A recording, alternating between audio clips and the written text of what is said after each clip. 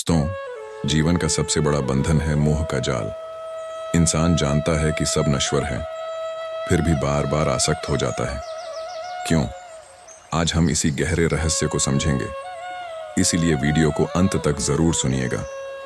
और अगर आप चाहते हैं ऐसी ही गहरी आध्यात्मिक और जीवन बदलने वाली बातें रोज मिलें, तो चैनल को सब्सक्राइब कीजिए और बेल आइकन दबाना मत भूलिए। मोह यानी आसक्ति, बंधन, लगाव, यही वह सूक्ष्म डोर है जो इंसान को बार बार जन्म और मरण के चक्र में खींचती रहती है। मनुष्य चाहे कितना भी जान ले कि यह संसार अस्थायी है, यह शरीर नश्वर है, यह सुख दुख क्षणिक है, फिर भी वह मोह के जाल में फंसता है। प्रश्न यह है कि ऐसा क्यों होता है? मनुष्य क्यों बार बार मोह में उलझ जाता है? इसका उत्तर गहराई से समझना होगा। सबसे पहले यह जानना होगा कि मोह है क्या। मोह सिर्फ किसी व्यक्ति से प्रेम या लगाव का नाम नहीं है, बल्कि मोह उस स्थिति का नाम है जब मनुष्य सत्य को जानने के बाद भी असत्य में फंस जाता है। जब उसे मालूम है कि यह संसार मिटने वाला है, पर वह इसे शाश्वत मानकर आसक्त हो जाता है। मोह के कई रूप हैं: पुत्र मोह, धन मोह, देह मोह, प्रतिष्ठा मोह, भोग मोह, यहाँ तक कि धर्म और अधर्म का मोह भी। हर जगह मनुष्य मोह के धागों से बंधा रहता है। गीता में भगवान श्री कृष्ण ने कहा है कि मोह ही अज्ञान का कारण है और अज्ञान ही दुख का कारण है। मोह अंधकार है जो बुद्धि को ढक देता है। जब बुद्धि ढक जाती है, विवेक समाप्त हो जाता है और इंसान गलत को भी सही मानने लगता है। अब सवाल है कि इंसान क्यों मोह में फंसता है। इसका पहला कारण है इंद्रियों का आकर्षण। यह 5 इंद्रियां, आंख, कान, नाक, जीभ और त्वचा, लगातार संसार की ओर खींचती रहती हैं। आंख सुंदर रूप को देखती है, कान मधुर ध्वनि सुनते हैं, जीभ स्वाद चाहती है, त्वचा स्पर्श का सुख चाहती है। यह इंद्रियां बार बार मन को खींचकर कहती हैं कि यही सुख है। जब मन बार बार इन अनुभवों से जुड़ता है तो मोह उत्पन्न होता है। दूसरा कारण है अज्ञान। मनुष्य यह जानता ही नहीं कि जो सुख वह भोग रहा है वह क्षणिक है। वह मान लेता है कि यह शरीर, यह परिवार, यह संपत्ति हमेशा रहने वाली है। यही अज्ञान है, और जब तक अज्ञान है, मोह से मुक्ति नहीं हो सकती। तीसरा कारण है स्मृति और वासना। हर जन्म में मनुष्य अनुभव इकट्ठा करता है और वही अनुभव स्मृति बनकर मन में जमा हो जाते हैं। अगली बार जब वैसा ही दृश्य सामने आता है तो मन उसी मोह में खिंच जाता है। उदाहरण के लिए, यदि किसी ने पिछले जन्म में धन का अत्यधिक सुख पाया था, तो इस जन्म में भी वह धन मोह से मुक्त नहीं हो पाएगा। चौथा कारण है भय और असुरक्षा। मनुष्य डरता है कि यदि यह चीज छिन गई तो मैं अधूरा हो जाऊंगा। यही डर उसे मोह में बांध देता है। पुत्र का मोह क्यों होता है? क्योंकि माता पिता को डर है कि यदि संतान का साथ छिन गया तो वे अकेले रह जाएंगे। धन का मोह क्यों होता है? क्योंकि मनुष्य को लगता है कि धन के बिना उसका जीवन सुरक्षित नहीं रहेगा। यही डर मोह को गहरा करता है। पांचवां कारण है अहंकार। जब इंसान सोचता है कि यह मेरा है, यह मेरा परिवार है, यह मेरी उपलब्धि है, तब वह बंध जाता है। मेरा और तेरा का भाव ही मोह है। अगर कोई यह समझ ले कि कुछ भी मेरा नहीं है, सब भगवान का है, तब मोह स्वतः नष्ट हो जाएगा। लेकिन इंसान यह स्वीकार नहीं करना चाहता। अब यह समझना जरूरी है कि मोह के परिणाम क्या होते हैं। पहला परिणाम है दुख। जब तक मोह है, दुख निश्चित है, क्योंकि हर वह वस्तु जिससे मोह है वह छिनने वाली है। मृत्यु निश्चित है, बिछड़ना निश्चित है, नाश निश्चित है। जब वह वस्तु छिन जाती है तो मोह रखने वाला रोता है। दूसरा परिणाम है बंधन। मोह का मतलब है आत्मा पर बेड़ियां डाल देना। आत्मा स्वतंत्र है, लेकिन मोह उसे बार बार बांधता है और जन्म मरण के चक्र में डालता है। तीसरा परिणाम है भ्रम। मोह बुद्धि को ढक देता है। इंसान सही और गलत में भेद नहीं कर पाता। जैसे धृतराष्ट्र ने पुत्र मोह के कारण सत्य को छोड़ दिया और अधर्म का साथ दिया।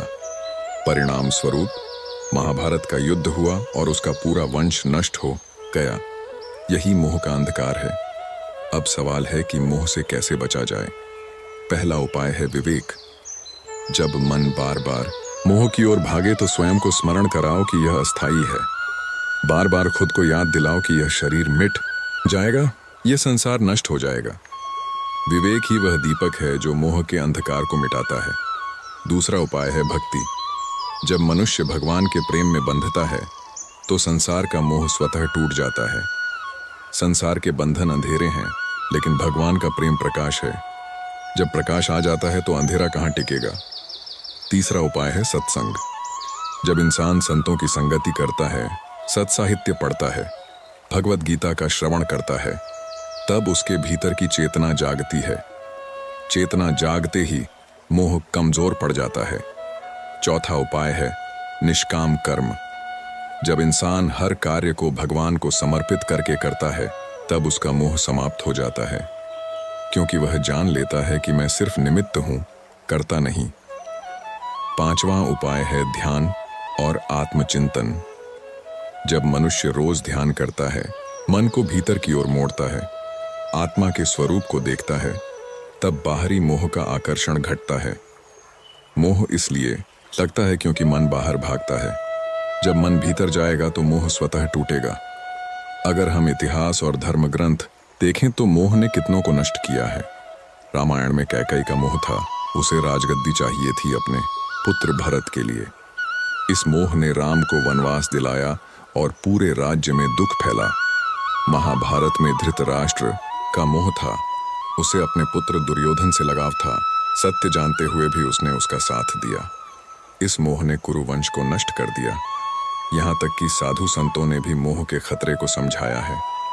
कबीर दास ने कहा है, माया मरी न मन मरा, मर मर गया शरीर, आशा तृष्णा न मरी, कह गए दास कबीर। अर्थात यह मोह इतना गहरा है कि शरीर मर जाता है, लेकिन मोह नहीं मरता। जब तक मोह नहीं मिटेगा, आत्मा स्वतंत्र नहीं होगी। अब यह समझो कि मोह केवल मनुष्य के जीवन का अवरोध नहीं है, बल्कि यह आत्मिक विकास का सबसे बड़ा शत्रु है। मोह से मुक्त होना ही मोक्ष है।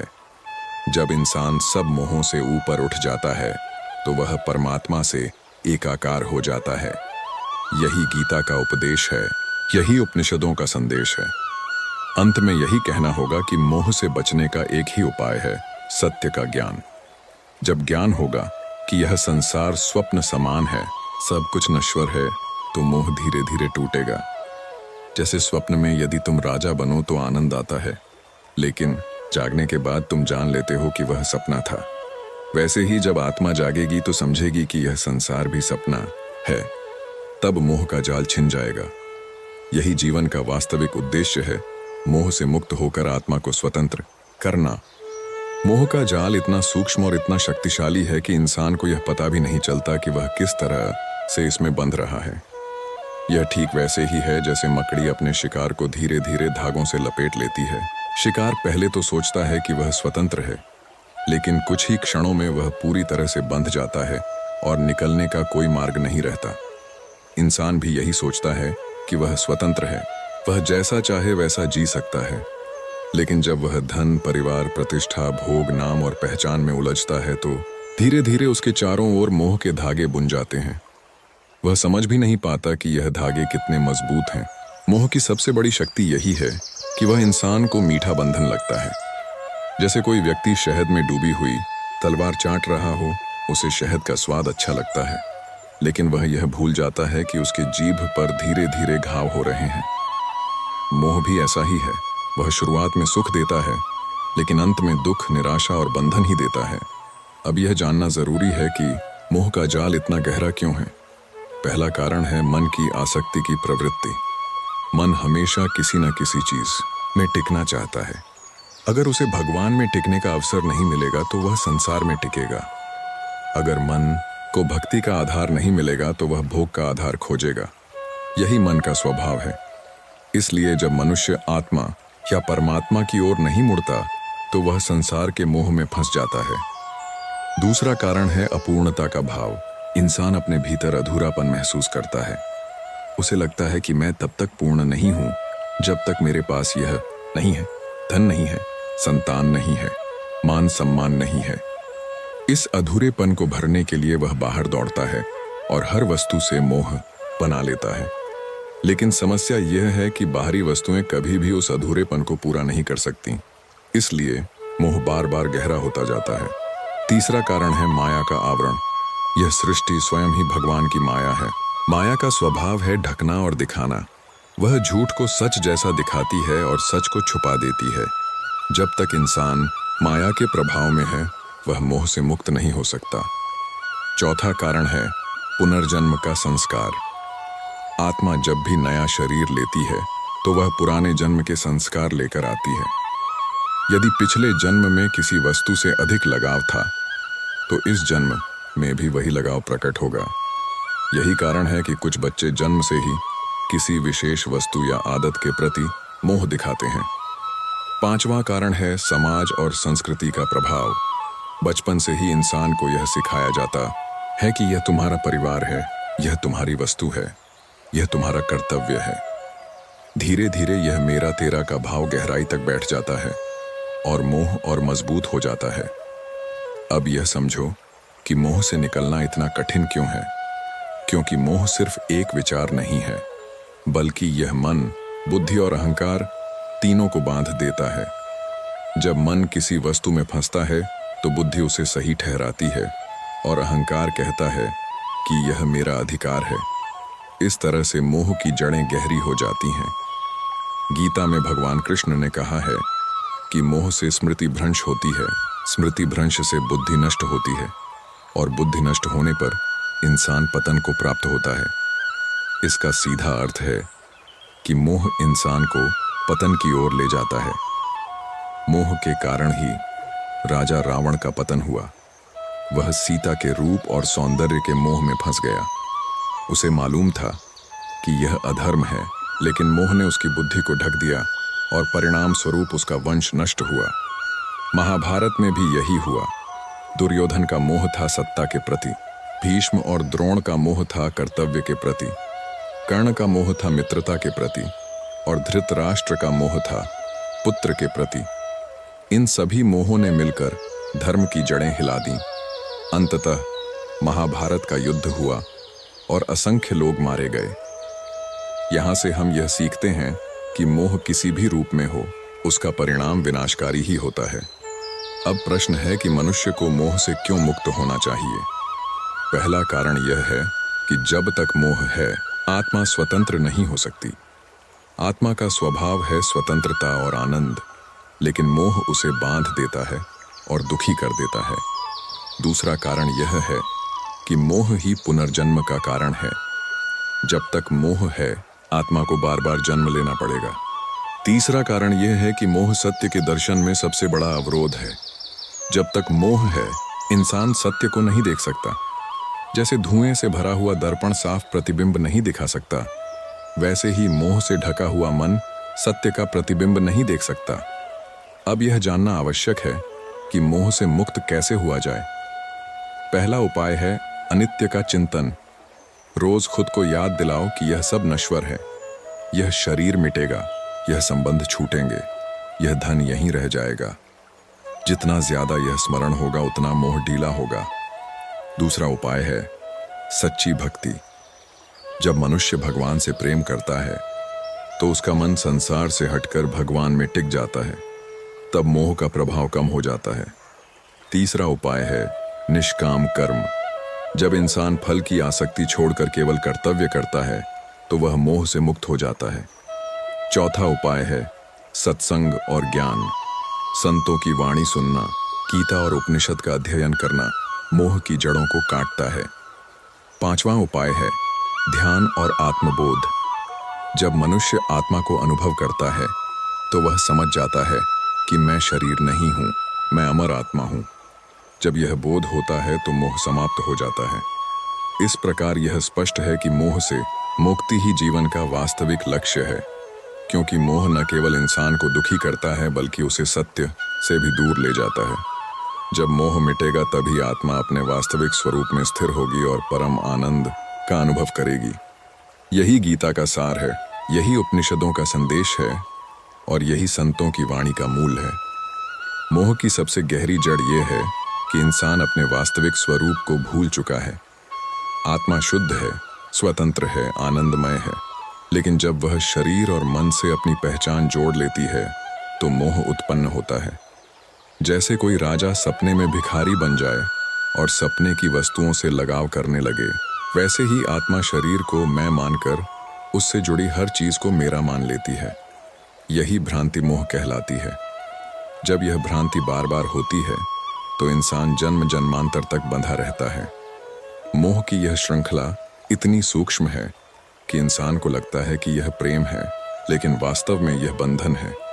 प्रेम और मोह में यही अंतर है। प्रेम स्वतंत्र करता है, मोह बांधता है। प्रेम में त्याग है, मोह में अधिकार है। प्रेम में शांति है, मोह में बेचैनी है। जब इंसान किसी से या किसी वस्तु से यह कहता है कि तुम मेरे हो, तो यह मोह है। लेकिन जब वह यह कहता है कि तुम्हें सुख मिले, तुम्हें शांति मिले, तो यह प्रेम है। यही अंतर समझना कठिन है और यही जगह है जहां इंसान भ्रमित हो जाता है। मोह की दूसरी चाल यह है कि वह क्षणिक सुख को स्थायी दिखाता है। उदाहरण के लिए, जब इंसान धन पाता है तो उसे लगता है कि अब उसका जीवन सुरक्षित है, लेकिन धन स्थायी नहीं है। एक दुर्घटना, एक बीमारी, एक संकट आते ही धन नष्ट हो सकता है। जब धन जाता है तो इंसान टूट जाता है, क्योंकि उसने उसे स्थायी मान लिया था। यही मोह का धोखा है। इसी तरह परिवार का मोह है। माता पिता सोचते हैं कि संतान हमेशा उनका सहारा बनेगी, लेकिन जब संतान अलग राह चुन लेती है तो उनका मन दुख से भर जाता है। यही मोह का परिणाम है। संतों ने कहा है कि मोह का दूसरा नाम है अपेक्षा। जहां अपेक्षा है वहां मोह है। जब इंसान अपेक्षा करता है कि यह व्यक्ति हमेशा मेरे अनुसार चलेगा, यह वस्तु हमेशा मेरे पास रहेगी, यह परिस्थिति हमेशा मेरे अनुकूल रहेगी, तो यह मोह है। और जब अपेक्षा टूटती है तो दुख होता है। अब यह समझना जरूरी है कि मोह केवल सांसारिक वस्तुओं तक सीमित नहीं है। मोह धर्म के मार्ग में भी आ सकता है।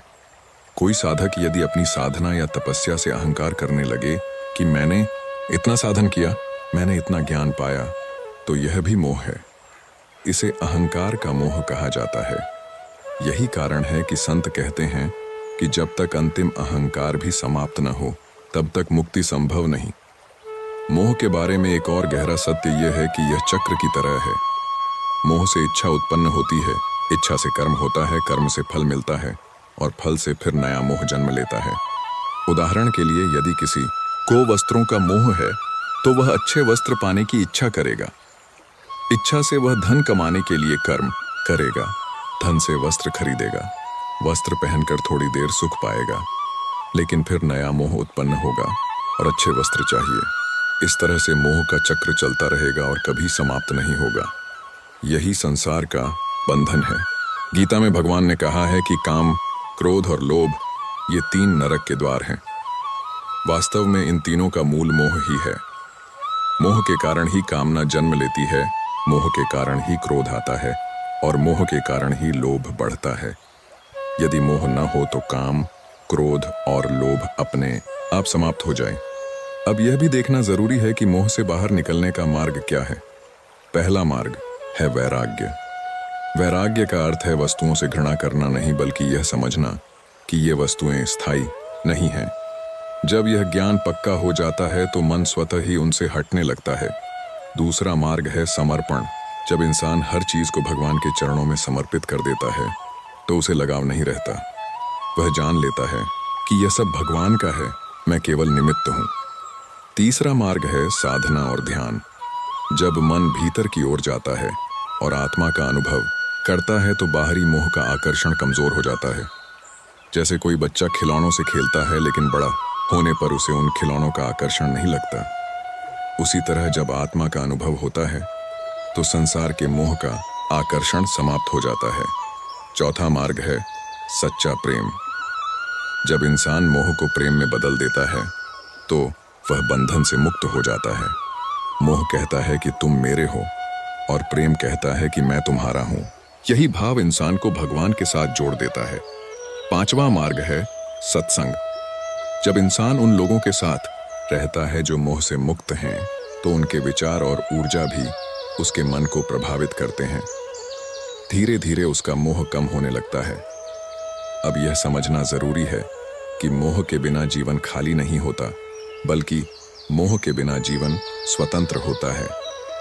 जैसे पिंजरे से पक्षी बाहर निकले तो वह खाली नहीं होता, बल्कि स्वतंत्र होकर आकाश में उड़ता है। वैसे ही जब इंसान मोह से मुक्त होता है तो उसका जीवन आनंद से भर जाता है। यही वास्तविक मुक्ति है। मोह का जाल केवल बाहरी वस्तुओं तक सीमित नहीं है, यह हमारे भीतर की भावनाओं, विचारों और आदतों में भी गहराई तक बैठ जाता है।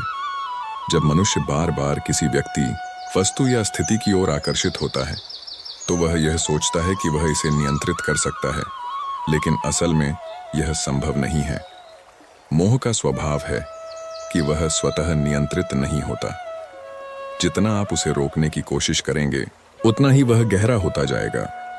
यह जाल इतनी चालाकी से बुनता है कि इंसान को पता भी नहीं चलता कि वह उसके अंदर फंस चुका है। मोह की एक और विशेषता है कि यह सुख और दुख दोनों में अपने प्रभाव को बनाए रखता है। जब इंसान किसी वस्तु में मोह रखता है तो उसे मिलने पर आनंद मिलता है और छिन जाने पर पीड़ा। इस प्रकार मोह हमेशा दोहरी अनुभूति देता है, सुख और दुख का मिश्रण। यही कारण है कि संत कहते हैं कि मोह ही संसार का सबसे बड़ा दुख है।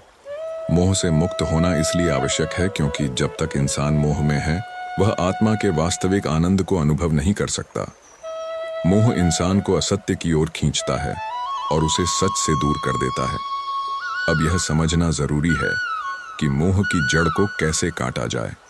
पहला उपाय है साक्षी भाव। जब मनुष्य अपने मन और विचारों को एक साक्षी के रूप में देखना शुरू करता है, तब वह समझता है कि विचार, भावना और आसक्ति केवल गुजरते हुए अनुभव हैं।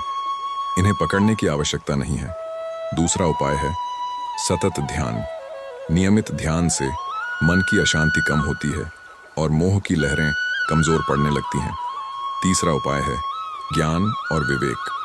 जितना अधिक हम संसार के अस्थायी स्वभाव को समझेंगे, उतना ही मोह स्वतः घटेगा। चौथा उपाय है भक्ति और प्रेम। जब मन भगवान के प्रति प्रेम में स्थिर होता है तो बाहरी वस्तुओं में मोह का आकर्षण कम हो जाता है। पांचवां उपाय है निष्काम कर्म।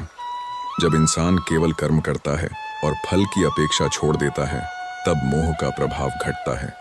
मोह का जाल इतना गहरा है कि अकेले प्रयास से व्यक्ति पूरी तरह मुक्त नहीं हो सकता। इसे काटने के लिए संयम, ज्ञान, भक्ति और साधना का समन्वय आवश्यक है। इतिहास में कई संत और आरषि ऐसे हुए जिन्होंने मोह के बंधन को तोड़ा और मुक्ति प्राप्त की, जैसे राम, कृष्ण, बुद्ध, महावीर। इन सभी ने मोह से ऊपर उठकर अपने कार्य किए और संसार को राह दिखाई। हमारे लिए भी यही उदाहरण है कि मोह का जाल चाहे कितना भी गहरा क्यों ना हो, सही ज्ञान और साधना से इसे पार किया जा सकता है। जब इंसान मोह से मुक्त होता है तो उसे शांति, आनंद और आत्मिक स्वतंत्रता का अनुभव होता है। यही जीवन का वास्तविक उद्देश्य है